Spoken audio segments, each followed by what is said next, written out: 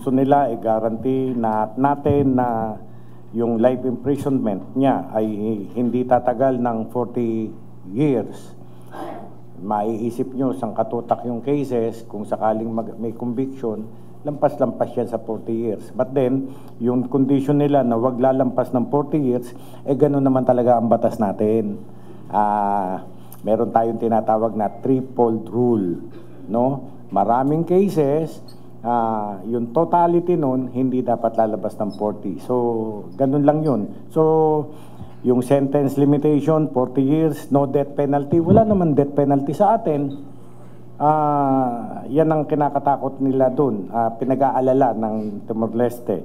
Absolute prohibition na wag daw magka-torture, inhuman, degrading treatment. So, in-accord natin sa kanya lahat ng kanyang karapatan. Kagabi pa lamang, dumating si Mami, nagyakapan na sila,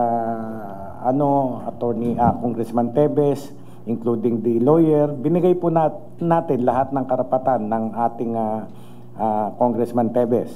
Ito po ay turnover from their immigration to our immigration. So, being a former judge, ina-advise ko ang ating immigration na, okay, you can sign that. Ayan, nagkaroon ng signature, immigration nila at immigration natin. So, Congressman Tevez was finally turned over to us. Ganun po kaayos ang nangyari kahapon.